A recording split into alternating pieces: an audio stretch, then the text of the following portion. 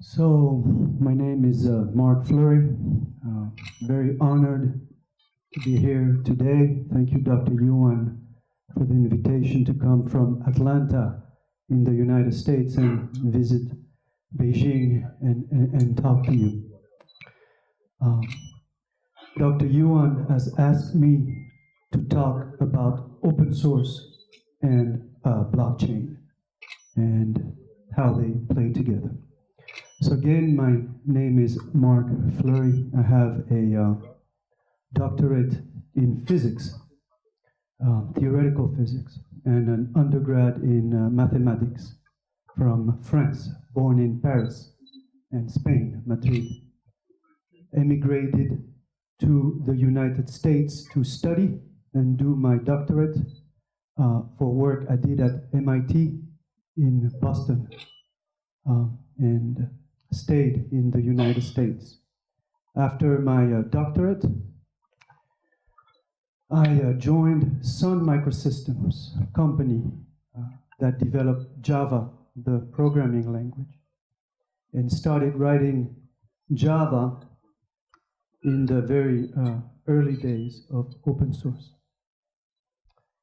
I left Sun in 1999 in Silicon Valley in San Francisco to start the JBoss open source enterprise Java project. And at the time, we had Linux operating system, we had Apache web server, but no one did Java because too much money in Java. And people did not want to do free open source. I remember visiting Beijing about 15 years ago, and somebody from Beijing asked me, "Why do you do open source? You don't like money?" And no, it's not about the money. We made money, a lot of money. We had a community of software developers that saw that the internet infrastructure needed to belong to everyone through open source licenses. I think the same thing happens now in blockchain, and we will talk about this. Eventually, JBoss became big because open source distribution proves very powerful because everybody can adopt it. And I did not know it at the time. I had a company and an open source company, but really the reason for our success had to do with open source distribution. People I had never met would take us and put us in government agencies, in corporations. They did not need to talk to me. They did not rely on me. In fact, governments love open source because it does not make them dependent on one corporation. They own the code, they own the data, and therefore they deploy with trust. Open source creates trust. By 2007, after really 8 years, I decided to sell the company to Red Hat, like Red Hat Linux, and move on with my life, which meant two things. I went back to science. Today I do research on foundations of quantum mechanics. Specifically, I conduct computer simulations and experiments in entangled photons. The state-of-the-art technology today belongs actually to China, with satellites that you have launched that create entangled photons between space and Earth, separated photons that entangle. The teams in China, which I have met, have the world record of space to Earth entangled photons. I just do it in my home China does it with space. But I went back to science. Turns out that if you know mathematics and science, then finance proves easy. Because actually the way the finance world, and we will talk about money a lot for the rest of this talk, the way finance models options or prices options, for example, says, I know my state now, I don't know where I will be in the future. Maybe we boom with Bitcoin and we go to 20,000, and I will put 30% probability on that outcome for Bitcoin.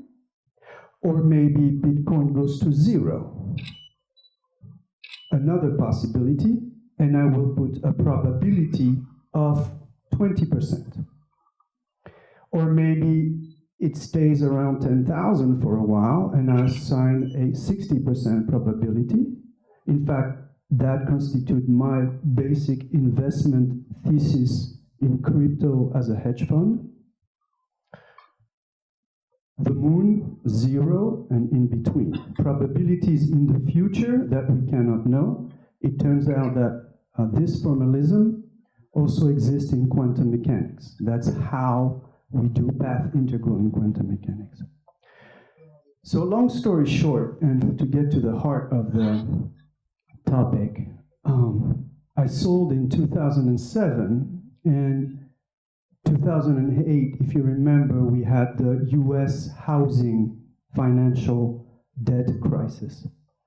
So I'd made a pile of money, and all of a sudden the markets were disappearing. So I had to study a lot, and very hard to study the banking system and money.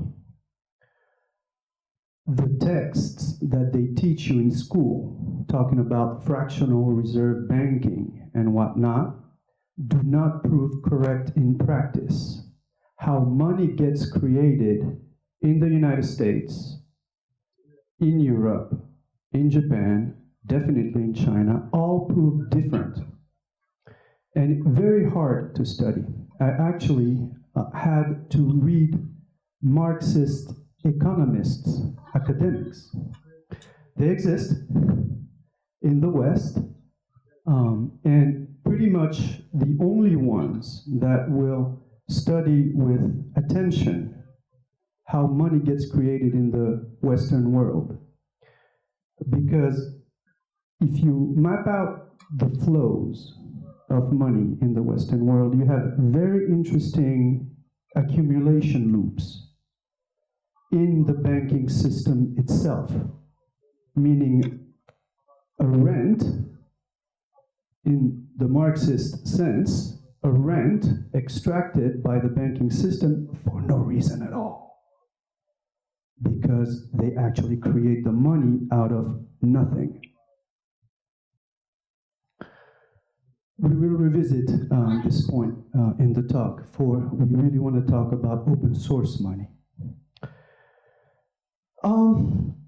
When Satoshi released his paper, talking about Satoshi Nakamoto, the creator of Bitcoin, some say it doesn't exist.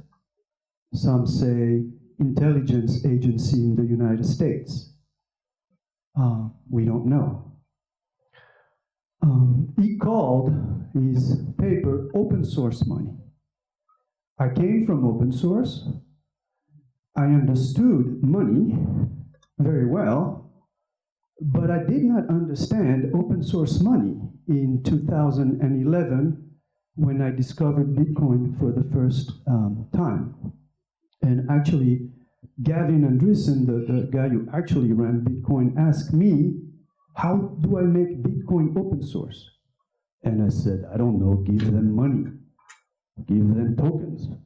And he did. So you had a whole class of billionaires, interestingly appearing that way through open source money. What an interesting concept. In the United States, the Federal Reserve creates base money, which it gives to the banks. You never see Federal Reserve-based money. I never see Federal Reserve-based money. The banks see Federal Reserve-based money, and the banks extend debt to you and me and everybody who buys a house, and this way multiplies the base money. The monetary creation done by the banks. In Europe, slightly different. The European government, now mind you, the Federal Reserve Bank, not a public institution, a private institution. In the United States, the money gets created by a cartel. True story. In Europe, it gets created by government, but still distributed through the banks when local regions need to borrow money. So basically, governments buy from the banks, but you still have a rent extracted at that layer.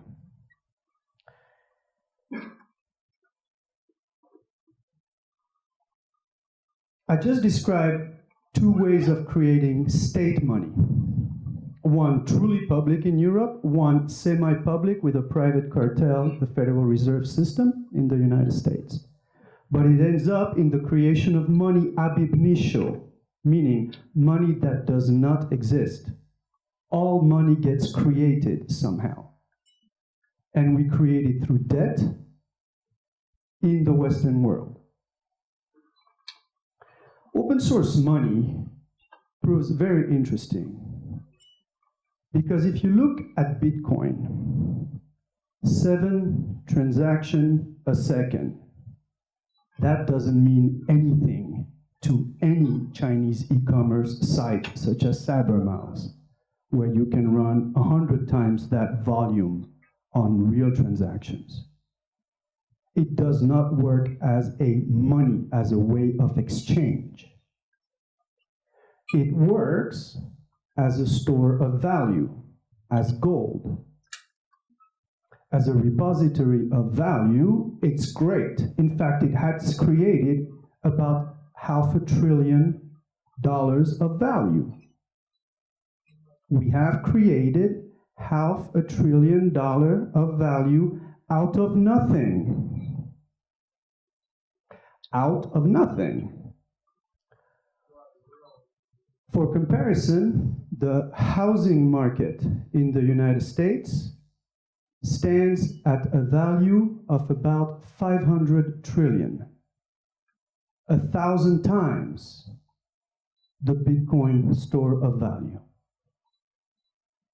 500 trillion just in the US. I can't imagine what you all have here in terms of savings stored in real estate. But if you assign even a fraction of that to a store of value in crypto, the numbers get very, very big.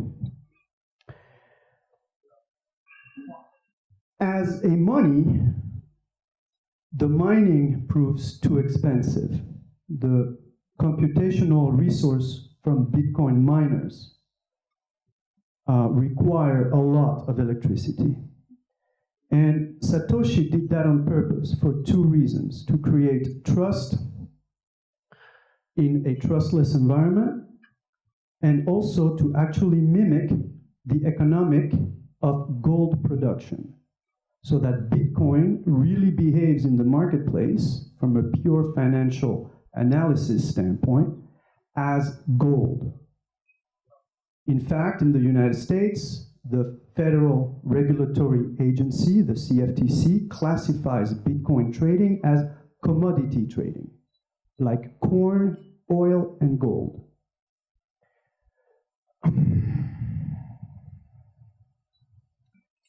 So one can understand a ban on mining, or at least as the Chinese have required, an orderly exit from the mining business, because mining represents an ecological catastrophe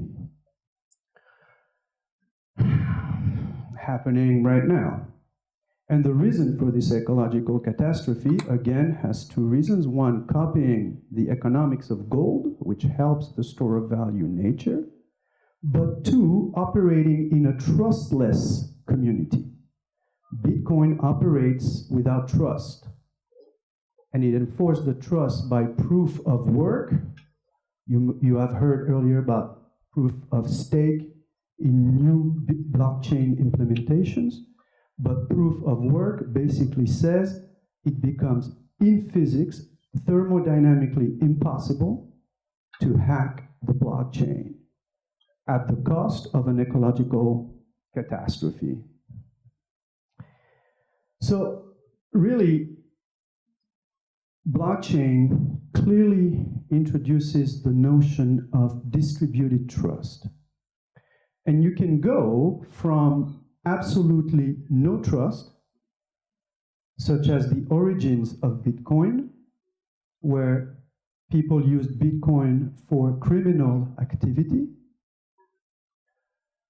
where you cannot trust anybody, all the way to more trustful networks where we know the partners, and we can create a blockchain of interest amongst the partners. From no trust to community trust. If I know you, I don't have to do that much work. I can validate transactions. That's how we do today. Today, any commerce site treats thousands of transactions per second because it trusts its IT environment.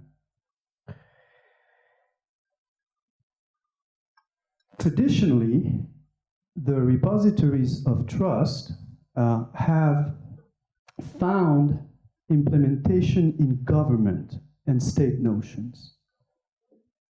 What I mean by that is, who can you trust? Who could you trust 100 years ago? Well, the government, the central agencies. In fact, the notion of corporation, company, in the Anglo-Saxon world required the rule of law. So the idea of a corporation of individuals, the company idea, only exists for about 150, 200 years in the Western world, because it required rule of law and a trust by the market participants in the rule of law. The notion of equity, meaning shares in a company, the things we trade in the New York Stock Exchange, required the notion of corporation and required all this trust infrastructure basically having to do with keeping records. Blockchain now keeps the records in an open source distributed fashion, so that the blockchain company exists to disappear in an open source fashion. What I mean by that is a company in open source will create software and give it away. You don't have to trust me. You just take my code and run it. The blockchain has a bad reputation, I think. You can talk about the ICO ban, for example, in China. It's about to be banned in the US. Already, most US citizens cannot participate in ICO. Even as an accredited investor myself, meaning I can take extra hedge fund risk as a personal investor, companies won't touch because of the regulatory fog there. So I think the scam reputation, the bad reputation of blockchain and ICOs needs to change. We need to elevate the blockchain, as a good Chinese friend of mine likes to say, elevate the blockchain, elevate the blockchain. I did not understand a single word of what you said earlier, but you had all these IoT, Internet of Things, little icons, yeah? A great example of today we work in Atlanta with the city of Atlanta on an Internet of Things infrastructure. The sewers, the toilets, the lights, the security, the little things, even the medical. Clearly, a great example of city infrastructure that needs to exist as a people-owned infrastructure, not just the city or the government IT.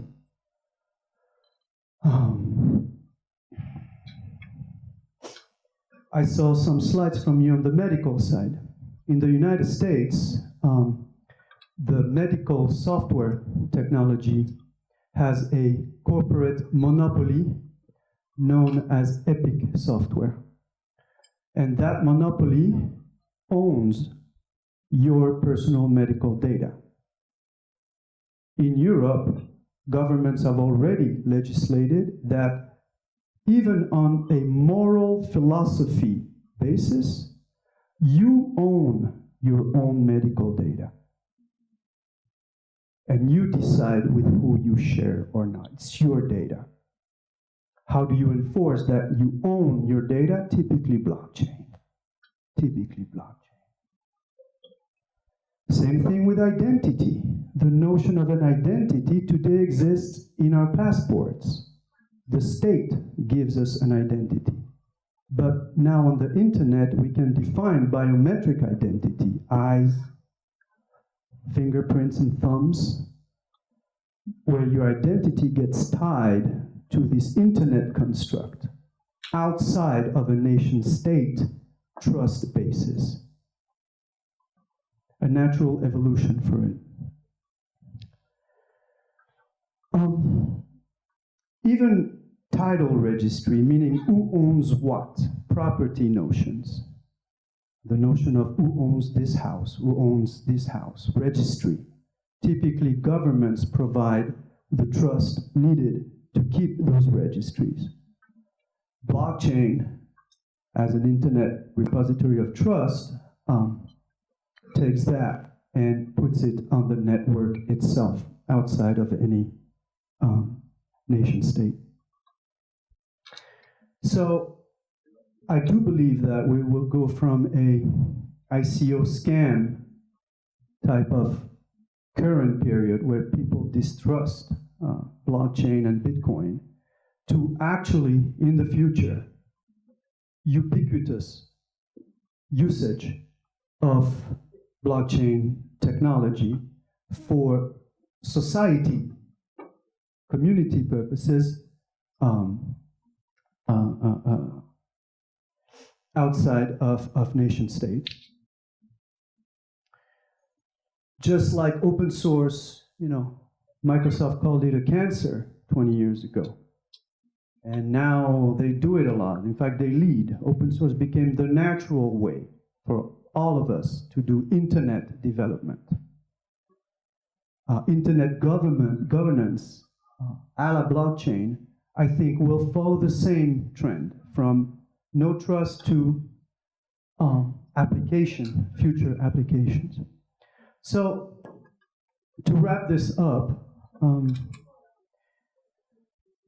really what we witness right now outside of this future of perfect internet-based society and records, right now we see distributed money creation.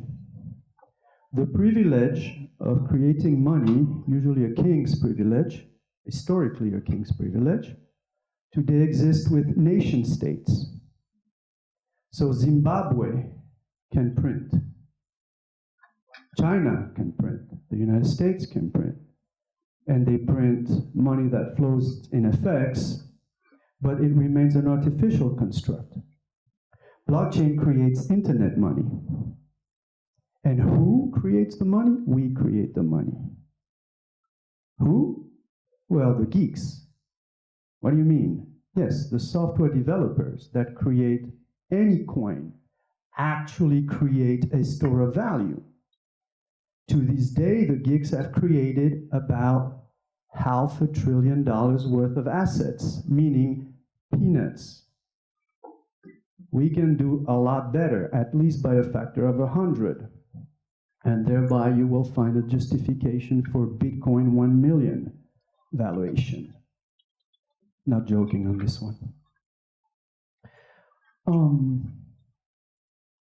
But besides just the monetary creation, it accompanies a new corporation creation, meaning we enter a very fluid notion of a corporation, where modern kids work on 4 or 5 projects, maybe belong to 4 or 5 different communities that operate like a supply chain corporation, but much efficient, more fluid, and the contracts on blockchain.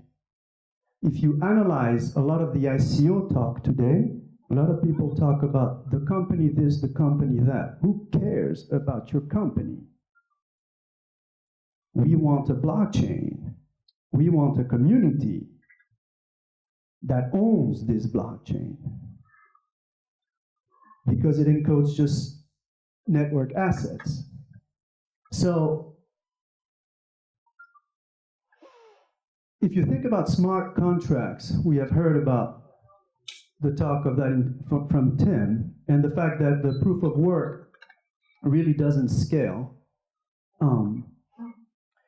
You can see that for this future corporation notion, sort of the new internet corporation, a very community idea more than a company idea, but a company encoded in blockchain, a community encoded in blockchain. For that vision to pass, we need new tools. We need tools that scale. We need tools that actually will deliver thousands of transactions a second, meaning not Bitcoin and not Ethereum right now. And solutions like what Dr. Yuan and Tim work on with CyberMouse, go this way, as well as if we represent now a notion of a community blockchain company, then I need tools to write the contracts and to model those business processes, to actually model the contract that represents the supply chain. These requirements will come to pass. Someone will do it right. Someone will get the technology right. Vitalik, the creator of Ethereum, a brilliant man, a genius, talks about the world computer. The world computer, yeah, we know the world computer. We call it IT. We call it the cloud. Difficult to make it work. And that vision can find an implementation, and once we have an open source implementation, then we will elevate the blockchain to create a more fluid, internet-based society and the companies that go with it. 谢谢。